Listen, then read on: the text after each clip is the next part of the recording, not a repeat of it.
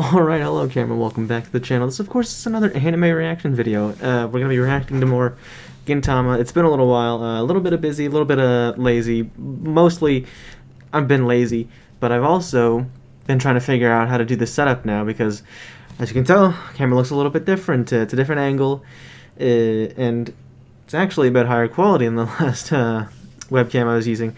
That's because I got a new computer recently. It's over here where the laptop used to be. It's much better than what I used to have. So I doubt it'll make like any like huge leaps forward in like quality or like consistency when it comes to me posting these reaction videos. However, I do have a better computer now. So like yeah. And I've been trying to figure out how I wanted to do this whole setup for reaction for a while. I've obviously figured it out. The other options I was thinking was either to buy a separate webcam, which would at least, like, bare minimum cost me, like, $30, or to use my laptop's webcam and just, like, it would be easier to transfer the files from my laptop to my computer, or my new desktop.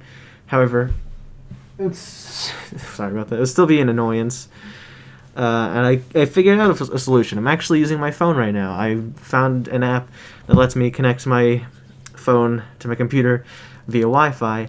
So I'm basically what I'm using right now in OBS is like a stream, so to speak, of my phone camera that's come onto my computer, which is just fantastic. Isn't technology great? The only problems I have right now, like, it's obviously a lot higher quality.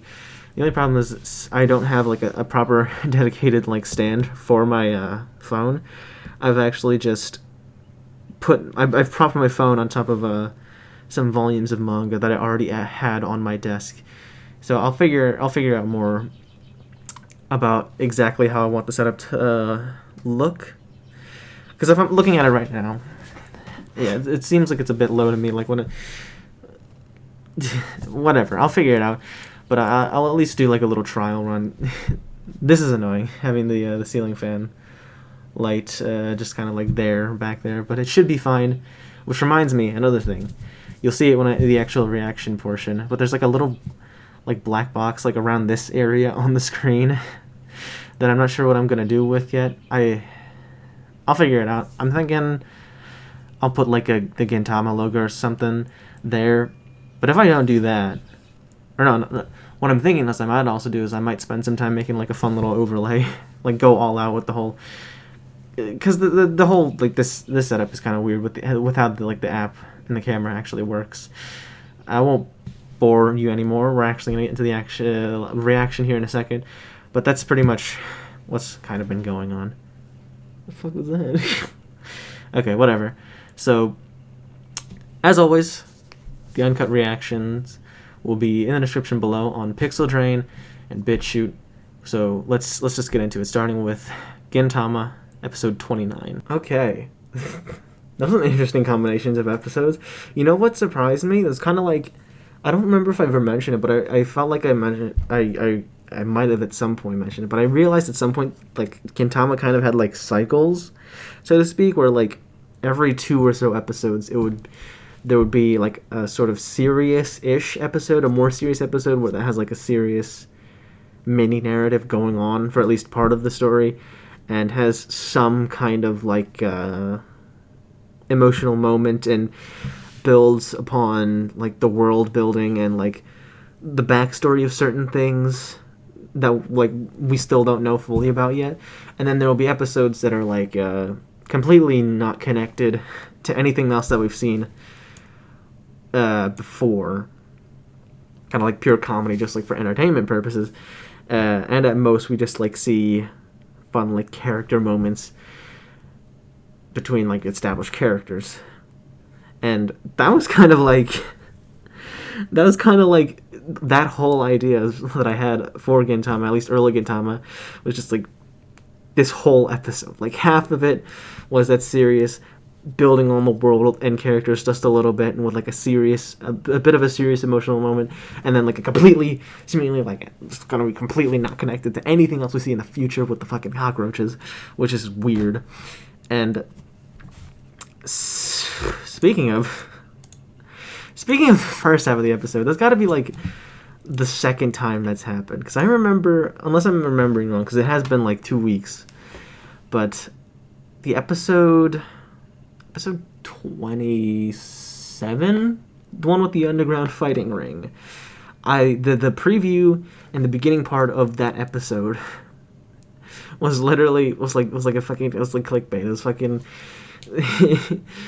I thought we were gonna be watching like a fun comedy, like we're gonna have like the girls of Gintama competing in like a boxing tournament, but then it just like that didn't happen.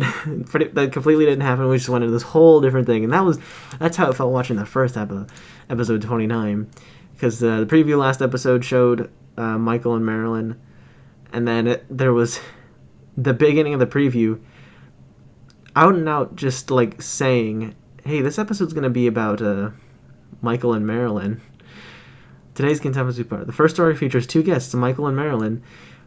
I felt like it was implying they would be the main plot of the episode. And then it showed us the sword person, the dude with the polearm, I think it's called, the spear or whatever.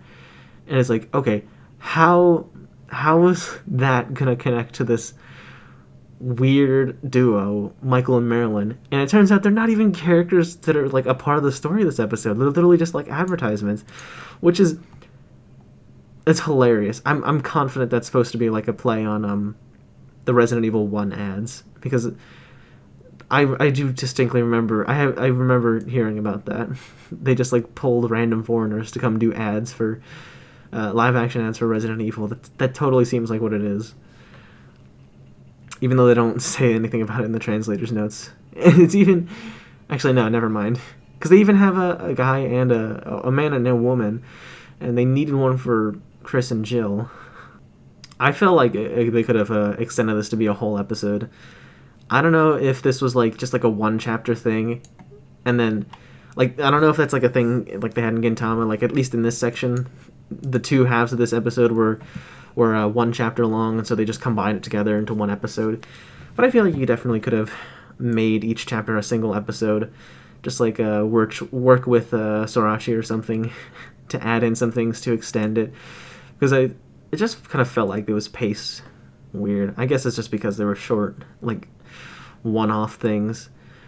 But this first half definitely had a little bit more of like a world and character building and like explaining things that we don't know yet, because they brought up the sword. They brought up some interesting things about the sword, and maybe...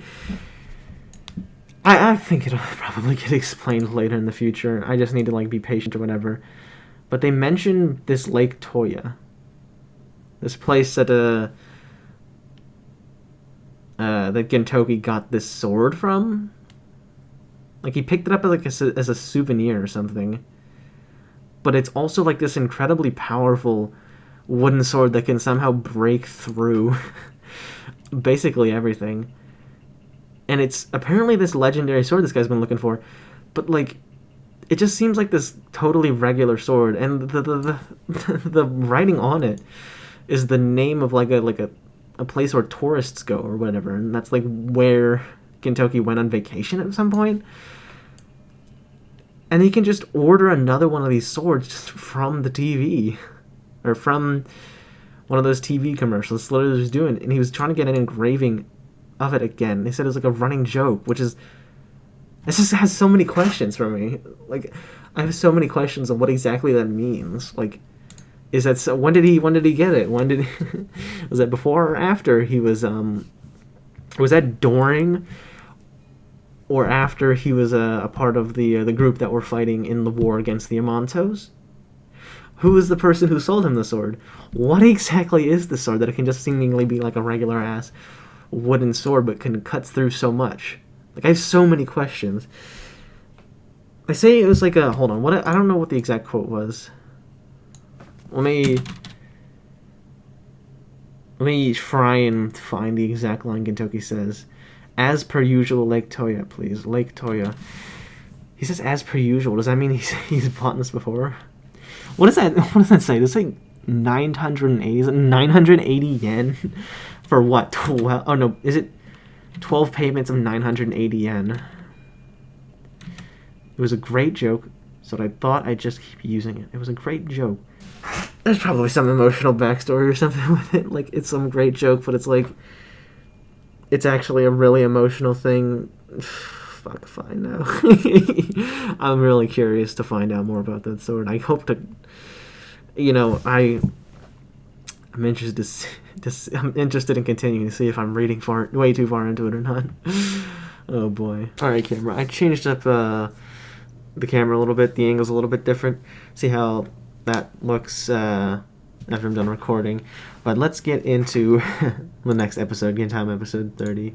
Okay, so this was another really interesting episode. What was kind of interesting is this episode specifically was packed full of references. Like, this episode was packed full of references to other anime and manga, as well as dramas. A lot of them seemingly to be detective things as well, which is interesting. It was pretty funny seeing them on all different outlets. I kind of liked that, how they kept changing in different outfits. And I think this is another pretty Shinpachi-centric episode. Like, this whole episode, yeah, because this is about something that's really important to Shinpachi. Shinpachi was probably one of the most main driving forces. The emotional moment with the piano playing, with that damn Gintama OST. I swear, by the end of this show, I'm gonna be so properly trained. I'm gonna hear those first few notes on a piano and start crying or something by the end of the show. But yeah, this is a really good episode to see more of Shinpachi and to see more of Otsu too. That was really fun because I really enjoyed that episode that introduced Otsu, and from the get-go she was kind of an interesting character because she's this popular young idol that kind of swore and had these songs that wouldn't really be popular. At least I don't think they'd be popular today, especially not in America. Especially the one that was calling your little brother, basically calling them a worthless member of society and a shut-in. Man. But that episode was mostly involved with the story of her father. So seeing this episode that's more dedicated to exploring her is really interesting, and seeing more of a vulnerable side was really nice because, man, that's something that I'm loving about Gintama. And I can only imagine how much better it's going to get later on. But I like how they're exploring a lot of the side characters. Like, even the mom had some additional depth added to her character, during this episode. And even though it's a very, very questionable way of doing it, the fact that she cared about her daughter enough that she wouldn't let her daughter be involved with a kind of scumbag like a Goemon was really nice to see. And I think she mentioned it briefly, but it is kind of reflected on her past because she kind of had a bad experience with men before, with sort of scummy men, with her father, who isn't necessarily a bad person at heart, but he has done bad things basically. And